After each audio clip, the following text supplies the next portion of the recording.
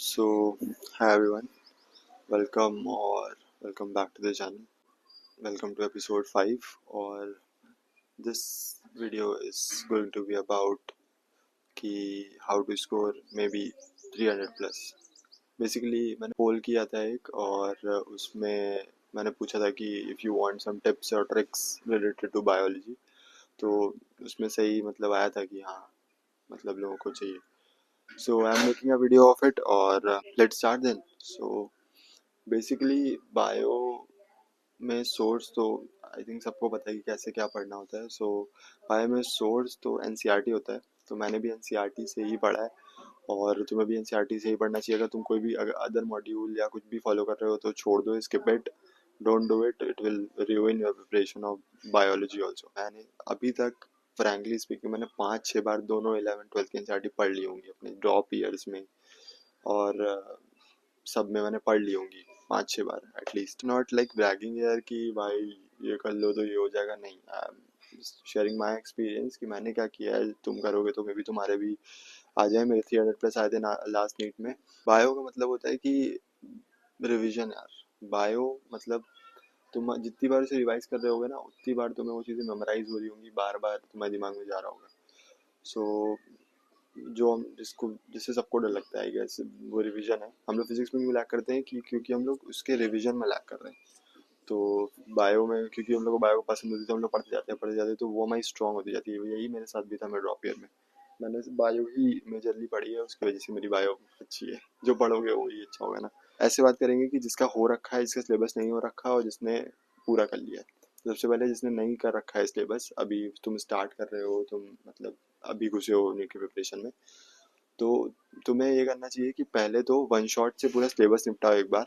NCERT reading और उसके PYQs लगाओ, दैट्स इट. और सबसे पहले मेजर जो हाई यील्डिंग टॉपिक्स हैं जैसे कि ह्यूमन फिजियोलॉजी है, जेनेटिक्स वगैरह है, बायोटेक्नोलॉजी, और ये सब पहले निपटा के ख़त्म कर दो. क्योंकि ये हाई यील्डिंग है तो तुम्हें थोड़ा कॉन्फिडेंस बिल्ड हो जाए कि हाँ भाई आता तो है, कुछ तो आता है.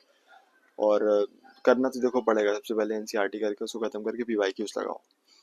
और अगर तुम बीच में हो, तुम्हारा सिलेबस तुम यही तरह हो, जैसे मेरा बायोटेक्नोलॉजी बचा है और के दोनों चैप्टर्स, और बाकी मैंने कर लिया है मेजरली, और एक चैप्टर इकोलॉजी का बचा है.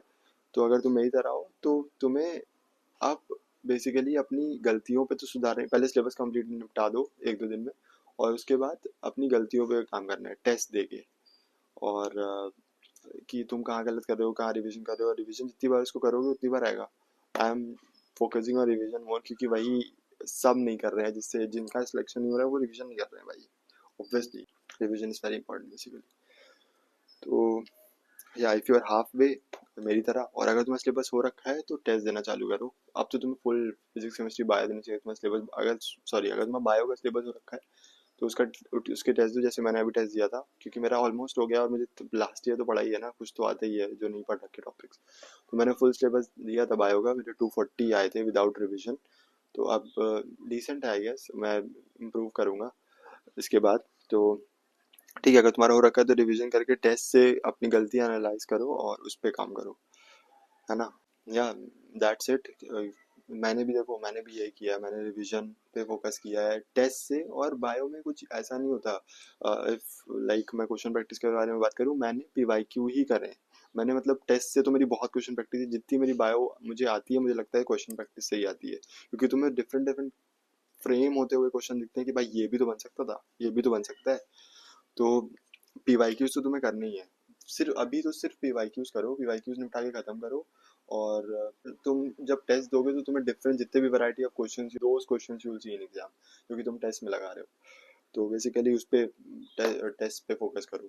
तो आई गेस दैट्स इट. और फॉर द वीडियो, सो अगर इसको मैं समराइज करूँ तो सबसे पहले अगर तुम्हारा सिलेबस नहीं हो रखा है, वन शॉट से निपटाओ. रितु मैम से कर लो, बढ़िया पढ़ाती हैं. और रितु मैम से या किसी से भी जिससे भी तुम कंफर्टेबल हो, उनसे सिलेबस कंप्लीट करके एनसीईआरटी के करके पीवाईक्यूज लगा लो.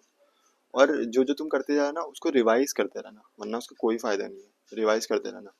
और अगर तुम हाफ वे हो, सिलेबस निपटाओ, अपनी गलतियों पे काम करो. और अगर तुम्हारा हो रखा है तो तुम्हें टेस्ट देने और गलतियाँ बेसिकली अपनी गलतियों पे को इरेडिकेट करना धीरे धीरे. और हाँ, कुछ चीज़ें होती हैं जैसे कि फैक्ट्स, वो तुम्हें रटने ही पड़ेंगे.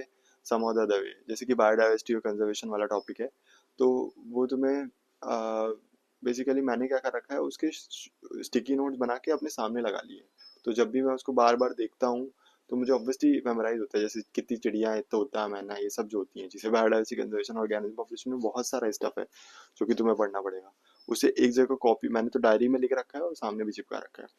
जब मुझे ये पूरी कॉलेज रिवाइज करनी होती है, मैं वो पहले पढ़ता हूँ कि कितनी बर्ड्स हैं, ये सब जो भी है, IUCN, ये सब वगैरह डेटा, वो पूरा रट लो।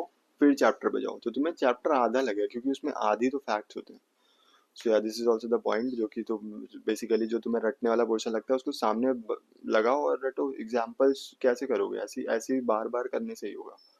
सो या that's it for the video. I hope this would this will like help you in some other way, or making video after so long. तो I am thinking of making a progress video, कि कितना progress कम, like update, syllabus update कितना हो रखा है, कितना नहीं हो रखा है। मैं इसके बाद सोच रहा हूँ वो शूट कर लूँ।